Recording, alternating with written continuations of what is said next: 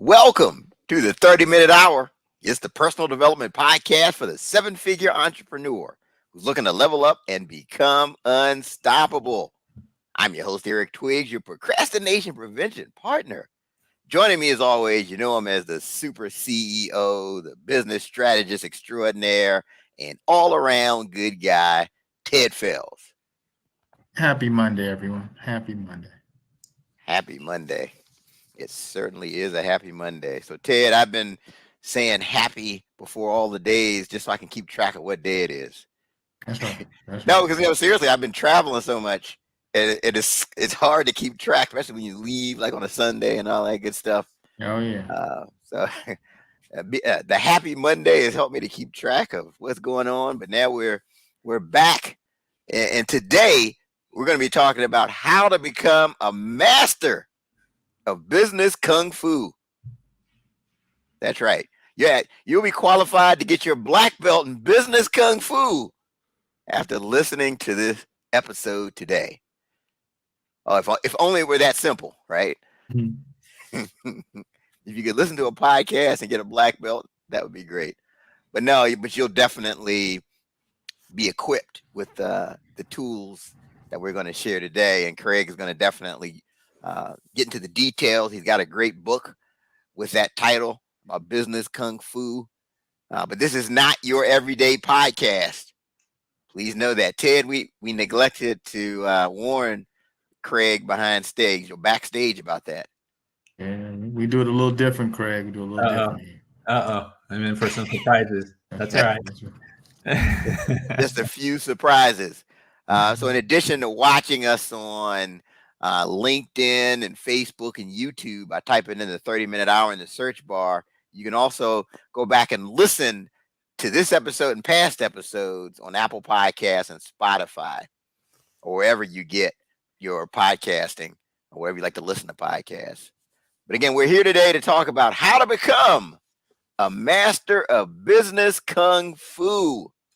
And our guest today is a successful entrepreneur who had the foresight to start a digital-first company before digital-first companies became a thing. That's right. He So started with. is that saying that he was the first to do a digital first? Is that what they're saying? That's right. I can't claim that, but you know, We it can was say he's pretty early. one of the first. One Yeah. of the first. Yeah, one of the first. Let's say that. One of the first. Well, we'll go with There that. you go. All right. But then I get this. He had $1,300 in an Apple computer when he first started his company, rhythmnet.com, with a couple of friends from college. And they went through the typical struggles that you do when you're starting up a company. But then he got it to the point where he sold it in 2019.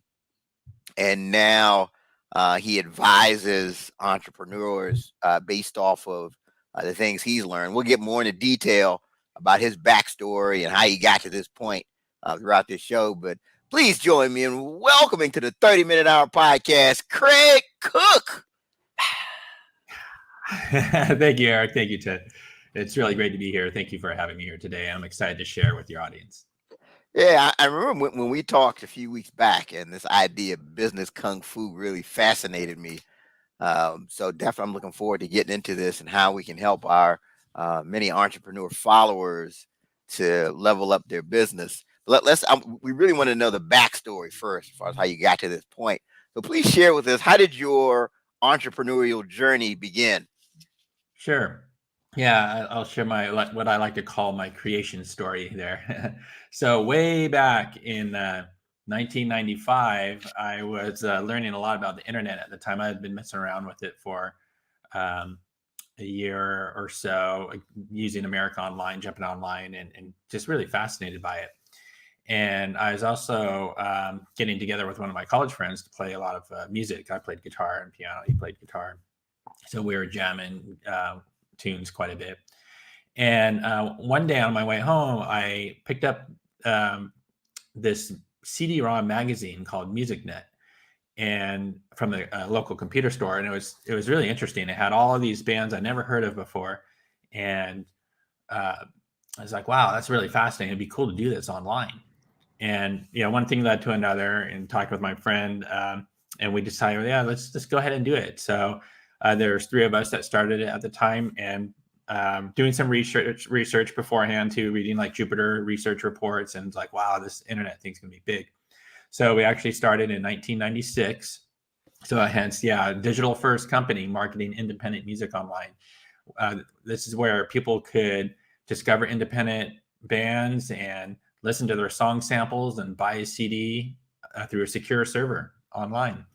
And it was an idea ahead of its time. There was no broadband, no MP3s. Everyone was afraid to buy stuff. There's only 30 million people worldwide online at the time. And yeah, we only had $1,300 a piece and a computer. So a lot of struggles, trying to make that model work. Especially musicians didn't have any money to begin with because they blew it all on making their CDs. And yeah, it was fun. So we adapted and evolved and started doing work for companies, doing web design work, because that was our roots. And then I saw a vision for how the future of an advertising agency would look like, combining online and offline methods. So we started picking up a variety of different competencies along the way, like search marketing, email marketing, even some print stuff. Brokered a lot of printing actually, and a variety of skills. And then we had this full agency model. We grew it and then sold it in 2019 to a world-class digital creative agency out of New York City. And then I stayed on for 3 years as CEO in my existing role. And then I left in 2 years ago this month, actually. So here I am. Well, congratulations to you on all your success. And Thank you. I'm sure it wasn't all sunshine and rainbows and peaches and cream. No, a butterfly here and there, but that's about it. A few butterflies. There you go. Says, I am curious on a couple of things. Number one, like, how long was it before you felt like you were getting traction? You started in '96. How long did how long did it take you to get traction? Yeah, so those first 5 years were brutal, I'll say. Yeah. It was super tough. So much blood, sweat, and tears, and just really feeling disenchanted at times, almost quitting a couple times, 2 or 3 times, very close to quitting actually. Yeah. And but it was after 5 years, things started to kind of kick in. It really kicked in a little bit around 2 years, a little bit 3 years, a little bit 4 years, a little bit more. But after that 5th year, things really started to get to a decent pace. And then it was really in 2000, I'd say 9, we really stepped it up a whole nother level. And then going into 2012 is when we really started to get a good trajectory, and we were on the Inc. 5000 list of fastest growing private companies 5 years in a row. Wow. Yeah, and that was pretty neat. It's funny when I hear stories about people selling and having that success that you've had. Normally, it is around the 5-year window for them to get traction. And I asked that purposely because there's somebody that started something now. Maybe they're in year 2, year 3, and they're thinking about quitting. But it's possible that you haven't given it enough time. That's right. I mean, good things take time and effort, and people really have to have their expectations set properly. That they're really, unless someone is just extremely lucky for whatever reason, that there's no real overnight success. People may view it and think so, but normally, vast majority of the time, there's years and years and years of hard work behind it. Yeah. Okay, good stuff. And then I'm just curious, so like, if you could become a mentor, if you could go back in time and become a mentor to that beginner version of yourself, what advice would you give? Well, definitely hang in there because success will come. But a big one really would be to take care of yourself. Make sure you prioritize your self-care, because that was a very hard lesson I had to learn the hard way, actually. I'll elaborate, because I was in such great shape when I started the company. I was 25 years old. And at the time, I'd been training in martial arts for like 8 years. And I was also doing a lot of strength training, and I was just in great shape. And 10 years later, when I was hit 35, I was at the total other end of the spectrum. It's out of shape, just, just not in good health. And that started to take its toll on me. And let's fast forward to when I was 46 or so. I was already starting feeling like really crappy, and in 2012 started to make a little bit of efforts for some improvement on my health. But in 2016, I think it was, I was diagnosed with diabetes. And I was like, oh man, I ran in the family. I just didn't expect that I would get it so soon. So that really kicked me in the butt. And I said, I need to make a change. And today I've reversed it 100% completely naturally, no medications whatsoever. And, but it was a big lesson. A really tough lesson. Like, wow, I really needed to take care of myself, because what ended up happening is I wasn't able to perform like I used to. Yeah, I was getting foggy brain, and in the afternoons I'd be feeling like really burned out. And then I'd get home, I would eat dinner, and then I'd on the couch have my laptop, and then all of a sudden I'd crash and fall asleep for like 2 hours, and I'd never do that before. So I just wasn't able to perform ultimately. So yeah, you have to take care of yourself in order to. I have a saying in my book: be of service to self, so that you can be of service to others for a lifetime. No, that's great. That's great. And it's like the old saying, you have to put on the plane. They always tell you to put your mask on first. That's right. Before you can help somebody else. What are some of your what are some of the routines you've set up for self-care? So it's a number of things. So in the morning, normally I will practice what's called qigong. It's a form of energy work, and it's comes from the Chinese system. There's 3 branches of qigong: martial, medical, and spiritual. I practice all 3 actually. Yeah. That's a whole other topic. Maybe we'll get into, but I usually do that for anywhere from about 45 minutes to an hour and a half. And it includes meditation in with that as well. And then I do some strength training a couple times a week. And then I also martial arts 1 to 3 times a week. And then a lot of walking, a lot of just getting steps in, trying to get at least 10,000 steps in a day. And then proper diet with supplementation, and sleep and hydration are super important too.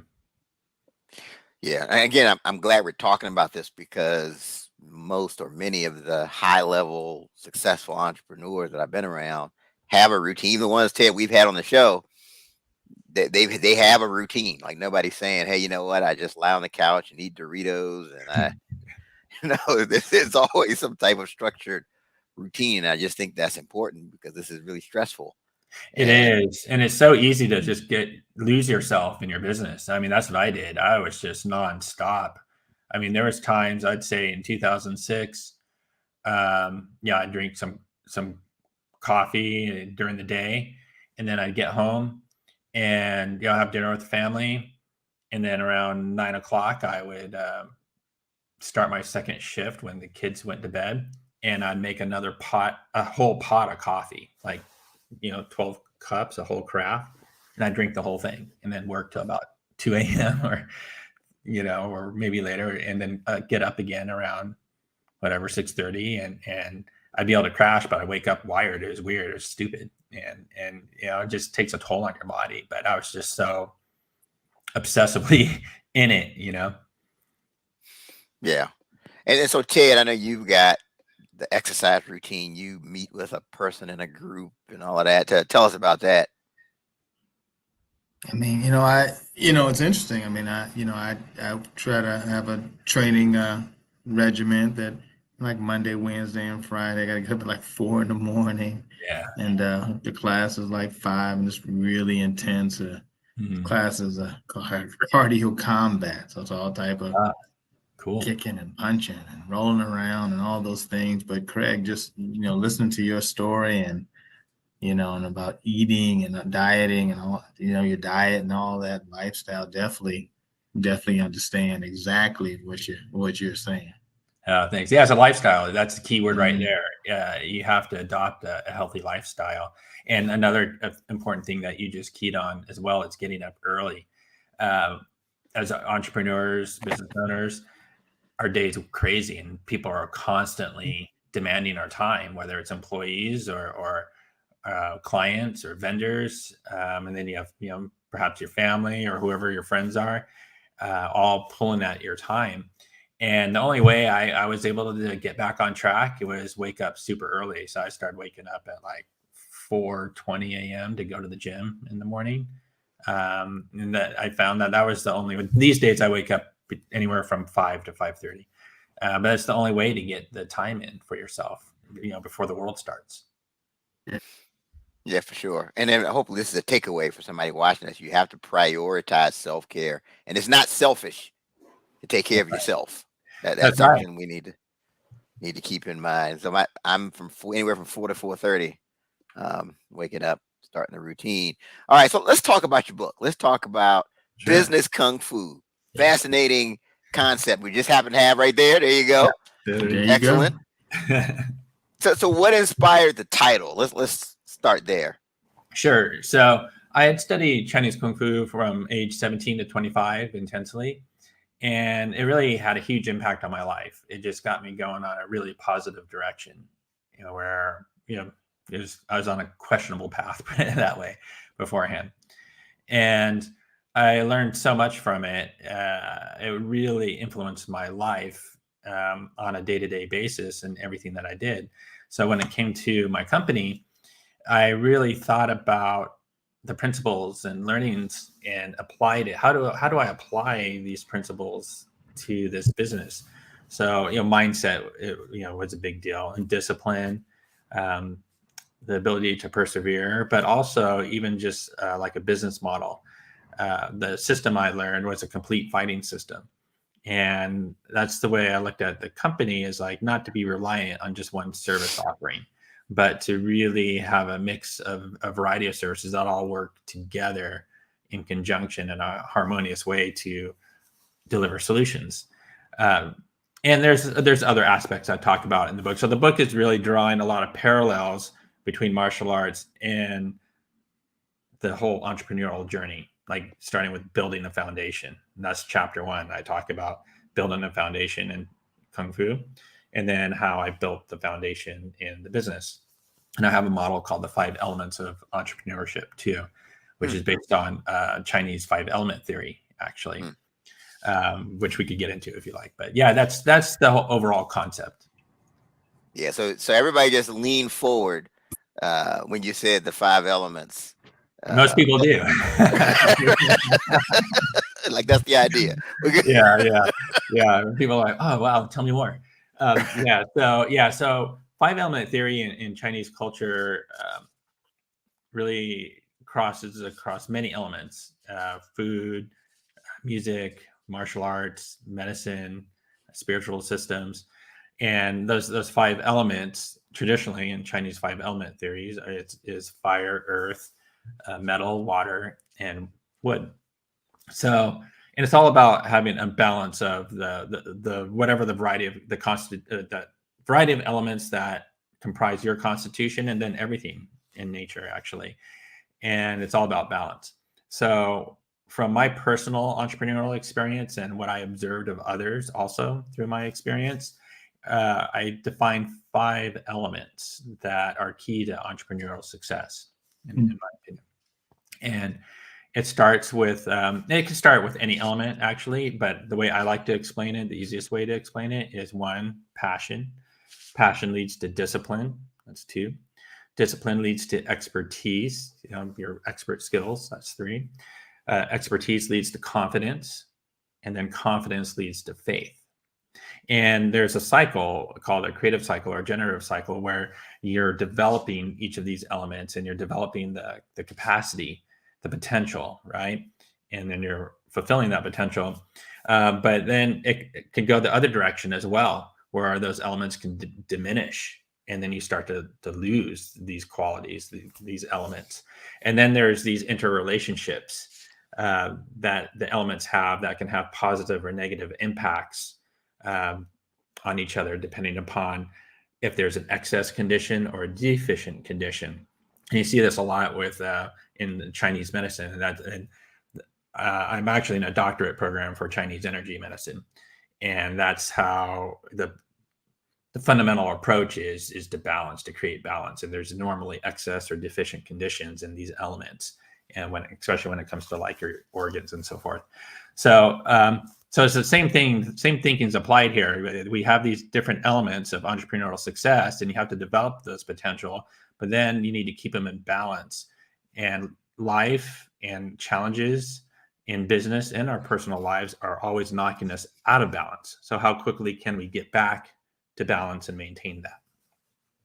Okay, so now this is fascinating. So let's start. So number one, we say passion. So let's say the person that's listening to us now says, you know what, I'm lacking that. I just don't have the passion. What can they do to get that back? Yeah, so and there could be a whole number of situations there. Maybe they're at a job that they're just burned out on, and they've lost passion for anything, and or someone's very early, and they're just maybe coming out of high school or wherever. They're just a young person looking for their path. It's for me. I believe it's about exploring. There's so much in life to explore, and you have to be, like an explorer. You have to take that mindset of an explorer and venture out and try as many things as you can and identify what brings you joy. What activities bring you joy. So for example, when I started my company, I had a passion for music and a passion for technology, and I actually combined those two passions to create something new. And I'm actually doing it again here now that I'm just solopreneur here. I've combined my passion for qigong, because I'm really heavily into that actually, and then with all of this decades of business experience, which I've been passionate about, and I'm combining that to create something unique and new as well. So it's really about exploring and identifying what brings you joy. Okay. Yeah. And so it sounds like if someone hasn't started a venture, it would be good to know that, because like I know people, I've worked with people who they get sold on this idea of hey, here's a franchise, it's turnkey, you can make money, it's plug and play, but then they get in and they find out they hate the business. Yeah, and that's one thing I would say is when the dollar sign money is really a primary focus, it's tough. That's going to be a tough one to ride out, because after a while, yeah, the grind could really get to you if you're not enjoying the work. If there's no fulfillment for what it is, then it's going to be really tough to stick through it, especially as things get tougher. Like I look at Ted, right? You can just tell. I think Ted genuinely enjoys the hunt, the whole Hmm. process, the whole. Ted, I mean, you can speak. You can speak to that. I do. I do enjoy the hunt. I enjoy the strategy around it, and when you talk about like passion, right? Like it's it's like it's sometimes when I'm around people and my team and all that, it feels like they're not playing the same game I'm playing. Yeah. Like the way I see it, like they just don't see it that way, right? And maybe that's again as an entrepreneur, right? Like I think you have to be that one that just really like can see it and feel it at all times, even when things aren't going well, right? Because it's you, right? And you think, man, why are they not that way as well? Because if it doesn't work for them, they go get another job. That's right. They're wired Doesn't different. work for you, doesn't work for me. Yeah. It's a bigger issue there. Yeah, So 100%. And only other entrepreneurs really truly understand that, because it's through experience that you develop that understanding.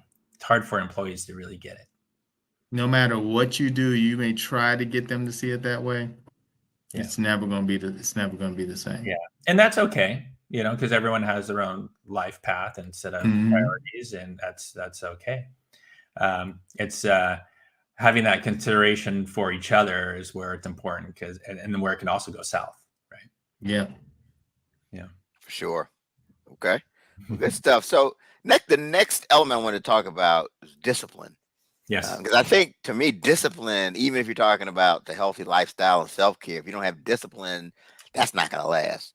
So the entrepreneur who's listening to us now that says, you know what, I just can't will myself to do these things.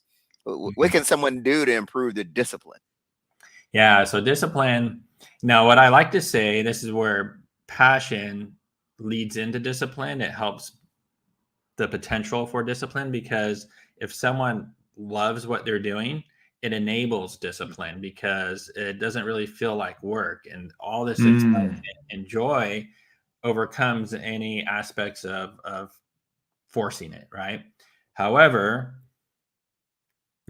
there's always tough days, challenges that come across, or the grind that sets in through this entrepreneurial crazy ride. And the discipline really needs to then kick in to help carry you through, right? The passion fuels it, but you still need to have a disciplined mindset in order to keep going. And my recommendation is to really take it in very small increments, small incremental progress, small incremental steps to build discipline. So, for example, in Chinese Kung Fu, sitting in horse stance. Okay, sit in horse stance for 5 minutes. Oh man, this burns, this sucks, this hurts, it's boring. Ouch. I love Kung Fu, but this part sucks. It's boring. Ouch, it hurts, pain, right? But it's important. All right, next day, add a minute. Then, add another minute. Then add another minute. Then add another minute. And then, after a while, suddenly I'm sitting in it for half an hour. Cool. Or there's the Yichuan postures. And hey, I started 5 minutes each. Now I'm doing all of them for an hour total. Awesome. That's to me, it's really taking an incremental approach to build discipline. And I have 3 levels of discipline explained in my book too, that I'd like to touch on real quick, because it is such an important topic. Is one is just showing up, which sounds funny, but not everyone shows up. It's bizarre, but not everyone does. So if the first thing is, people have to build that habit to show up, just show up every single day to do what you should be doing on your journey. Now, if you show up, great. Maybe you're not being that productive or effective, right? But those are the next steps. Once you show up and you got showing up down, okay, be productive, right? Actually get work done, not just sit around and goof off and, right? Sounds funny and basic, but, I've seen it. Like, whoa, man. When this person doesn't show up, this person's showing up, but they're just like messing around. Like, what's up? Right? Like, weird. So showing up, being productive, and then being effective, meaning that as you're being productive, that you are effective in producing value, because at the end of the day, you have to deliver value to someone else in order to be successful. Oh, that's good. Yeah, I just think discipline is just such a critical thing. Do you find, coaches, mentors, mastermind groups can help with discipline as well? Yes, especially with accountability partners. A lot of those types of groups, so that they take that accountability partner approach. And who likes to be embarrassed by not getting their thing done or not being disciplined? I don't.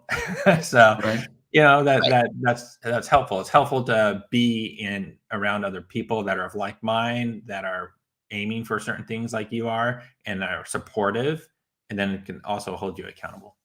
Yeah, and it even goes back to what Ted goes and he meets this person at the gym. So you didn't want to have to get that phone call like, "Hey man, where you at? You said you're gonna be." Haven't seen you, man. How you doing? Right. You need me to pick you up? I mean, all right. Why did you sleep in today? Right. Oh, was that pillow feeling extra nice? That's right. It's been really soft. That's right. So that's something, that's something for the entrepreneur who's saying, man, you know what, I struggle with discipline. Can you set these systems up around yourself? The accountability groups, the accountability partners, these other things that can help you with that. So next we've got expertise, right? So, hey, look, I got all the passion in the world. I can just will myself to do whatever I need to do, but I'm lacking this expertise. Let's talk about that.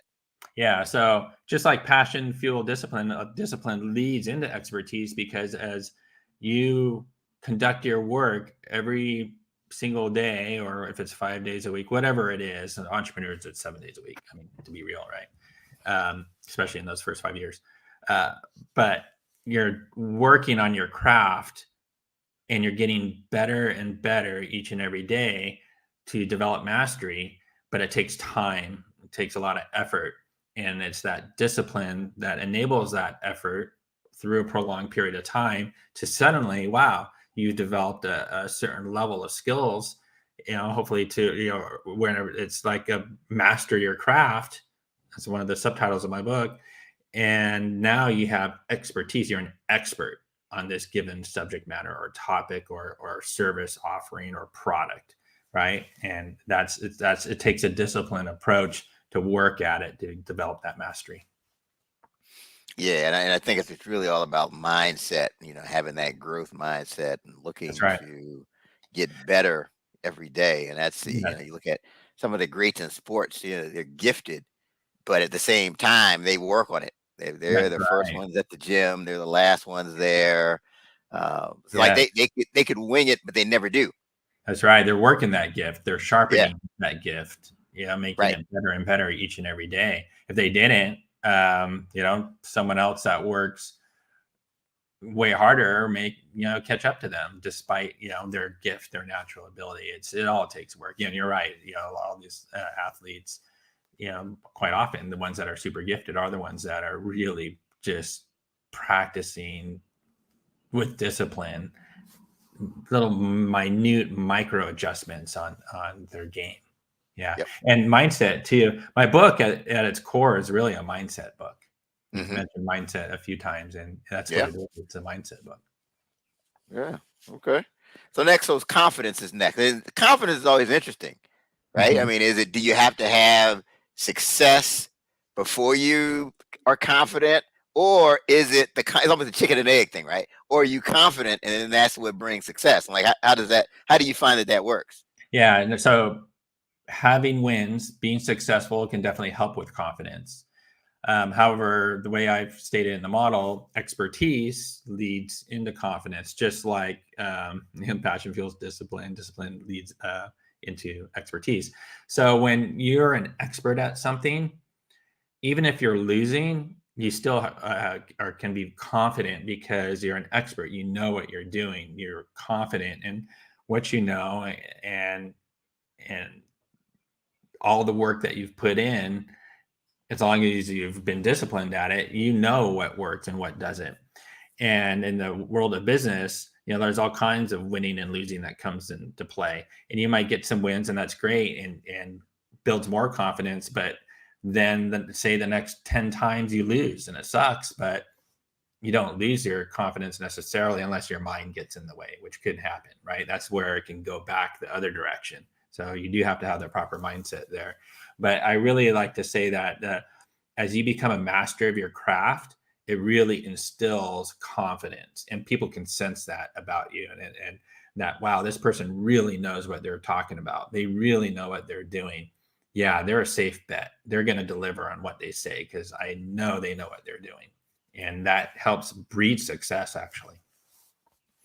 Yeah, it's interesting. I find it helpful if you get to a point where you're struggling with confidence, even if you have the expertise, but maybe you just had a series of losses, you're on a losing streak. I think it's just to really have a system or habit of focusing on the wins and Mhm. focusing on what you have to be grateful for. You find that to be helpful. Yes, that's right. Just having gratitude for what you're capable of and the success that you've had to date is super important. Absolutely. Just that where gratitude can help save you from going that other direction. Mm, yeah, 100%. yeah. And that's why, I mean, it's, again, it's no accident that the high level successful people all have some type of a gratitude ritual. Hmm. They have a gratitude journal. They start the day Yes. thinking about what they're grateful for. They do something to Yes. really maintain that place of gratitude. And I just think that's just as critical for your mindset. And then so the last one was faith. Yes. So let's talk about that. So faith is, think of that as confidence, but at a whole nother level, right? It's when you have 100% absolute certainty, a belief in yourself that you can overcome whatever challenges in front of you. And then I also advocate having faith in a higher power that loves you, guides you, and supports you as well, right? And that enables you to overcome any challenge that comes your way. It's really what brings out the warrior spirit that helps you persevere through your toughest days and your toughest nights. Yeah. Yeah, I think faith is critical if you want to accomplish anything. Yeah, that's where people without faith will quit. Yep. I mentioned earlier in our conversation, there was a couple times, at least twice, maybe 3 times, where I was very close to quitting. One time in particular, extremely close to quitting, like seconds away. Wow. And it's an interesting story I like to share. I share in my book. And it was late at night, like past midnight, and it was like super cold in my office. I won't go into details why, but it's like freezing cold, right? And I'm by myself working there, and this is like maybe 4 years into the company, and I'm not hardly making any money, and just my friends are in careers, they're doing well, and I just felt so just ashamed and just in despair about where I was and what I was doing. I just felt, God, am I stupid? What am I doing?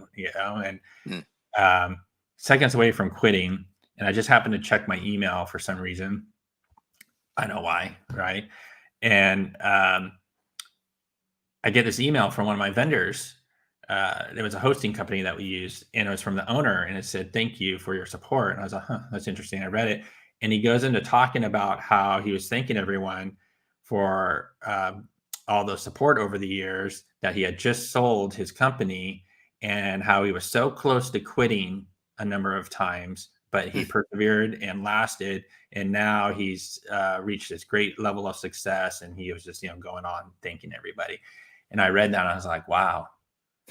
Okay, thank you. And now I have hope. I went home, woke up the next day, and I had hope for the future. That's faith in action. That is powerful.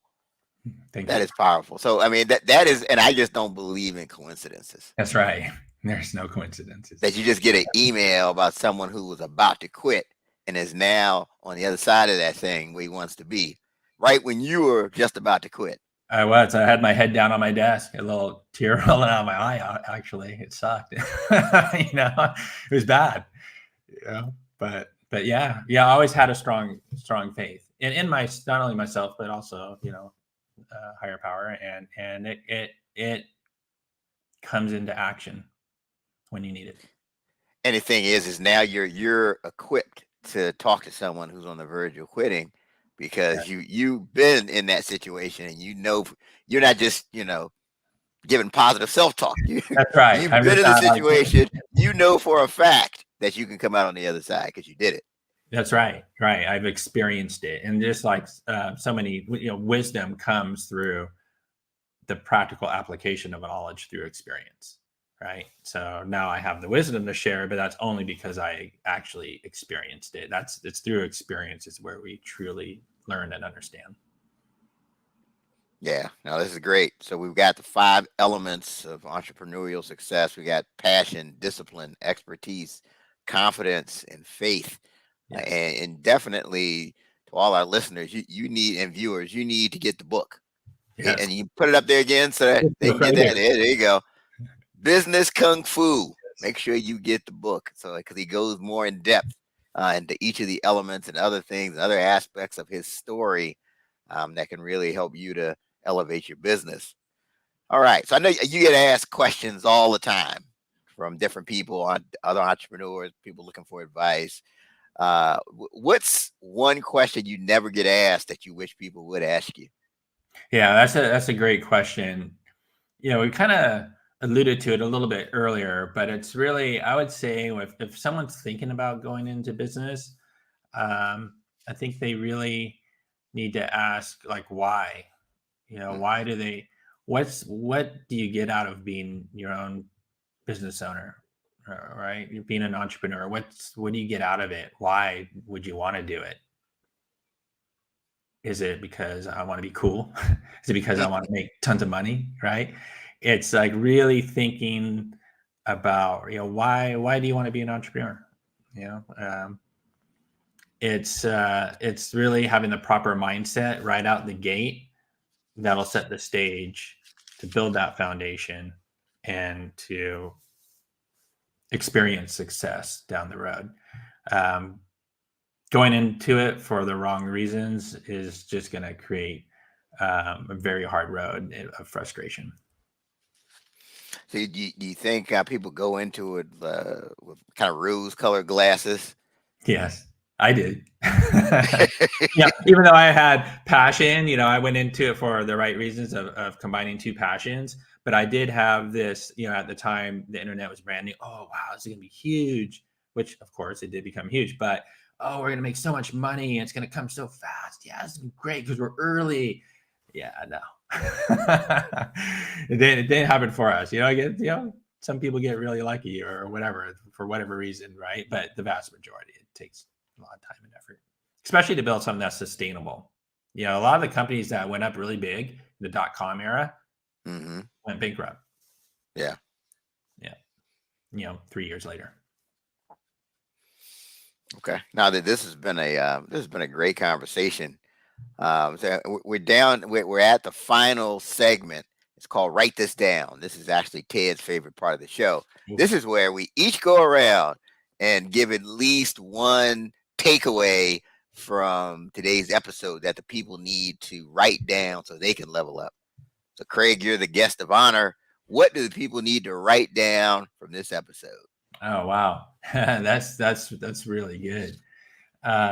You know what? Actually, Eric, there was something that you said earlier on when we were talking about passion that I thought was really good. And I thought to myself, dang, I wish I would have included that in my book, and I'm trying to remember exactly what it was, but it was, we talked about the exploring and joy and so forth, but there was something that you said, maybe if maybe Ted can go, and then if you think of it, we'll come back around, or I'll remember it. Okay. Yeah. That is that was a first. That's the first time the guest has switched it back to me.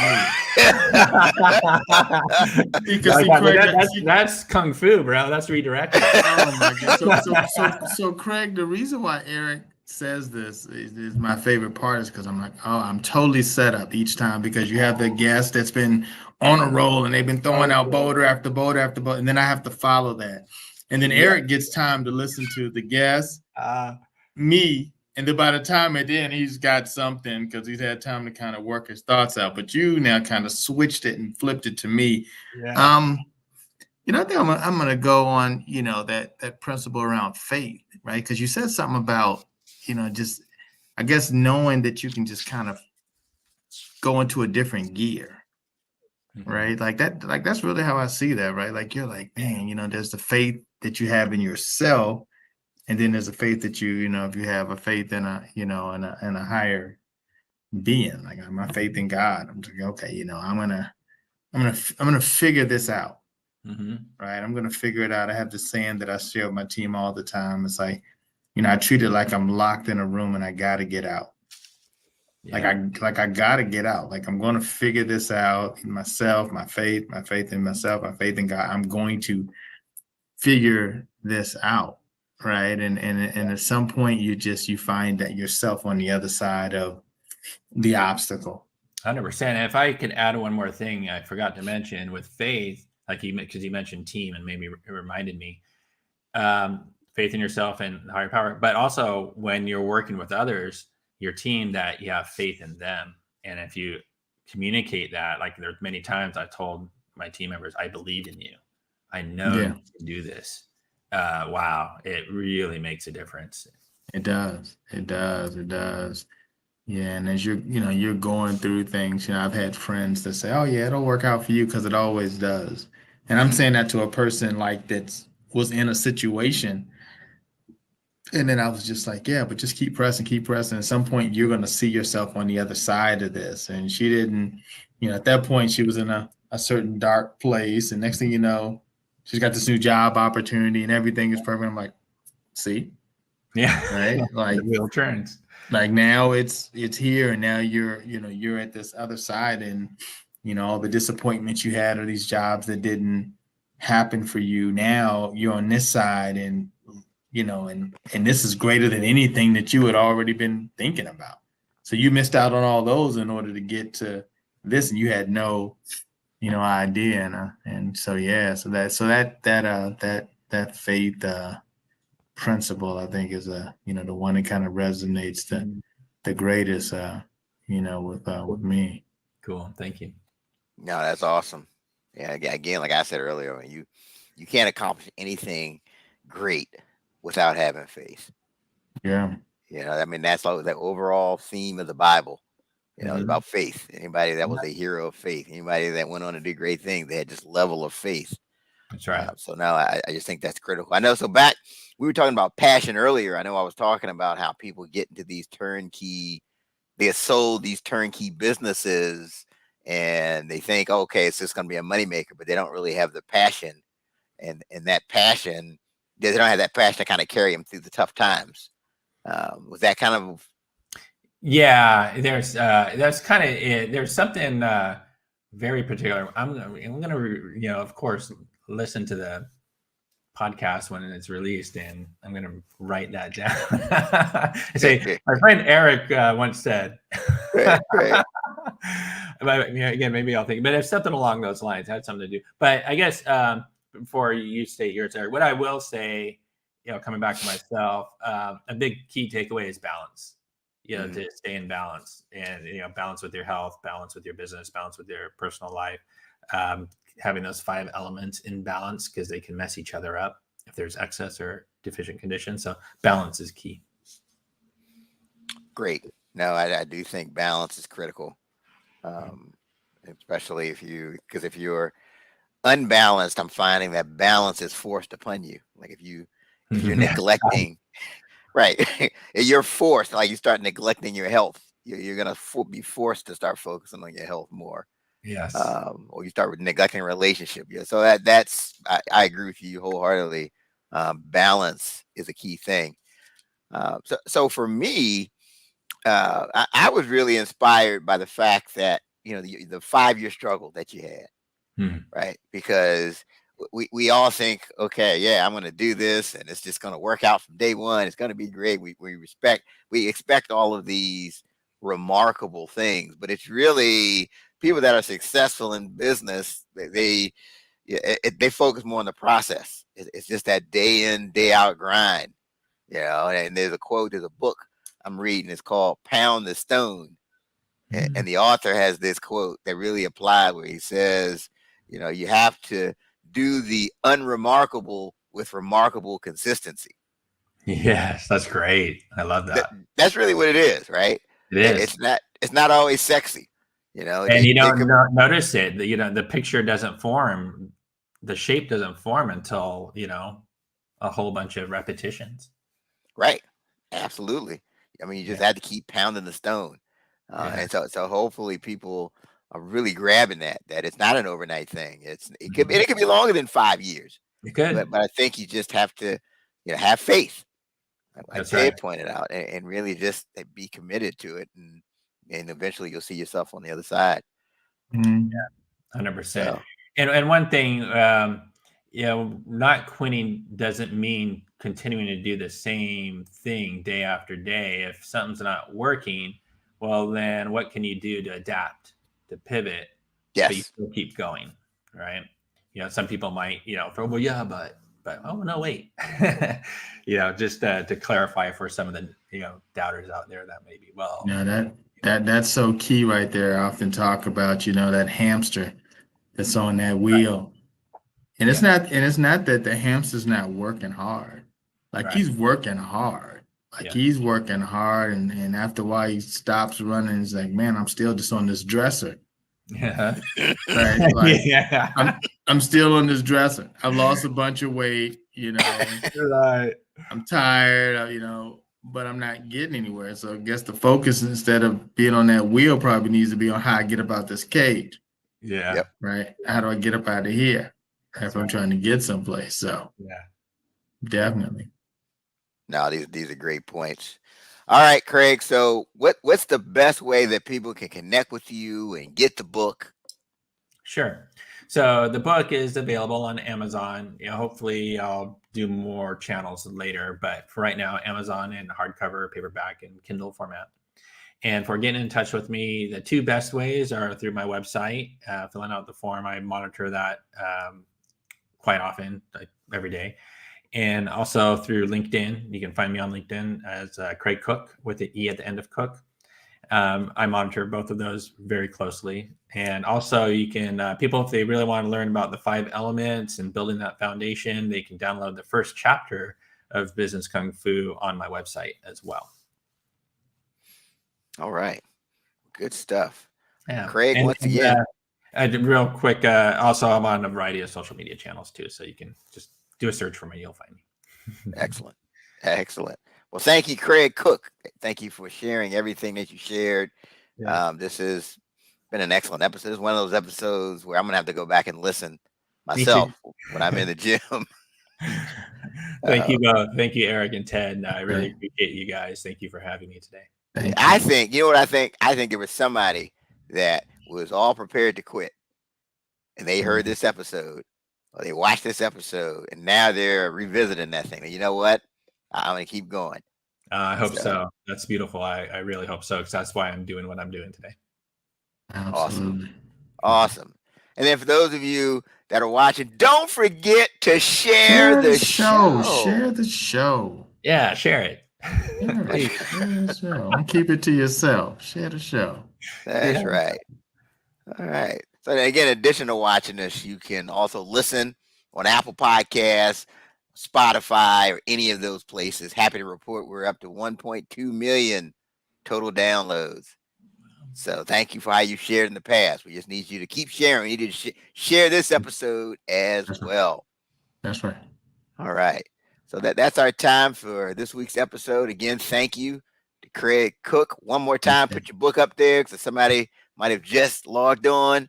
All right. Business. That's right. Screenshot it. Screenshot it right now. Take a picture of it. Screenshot it. All right. Business Kung Fu. Make sure you get your copy. That's our time for this week. And until next time, have a great one.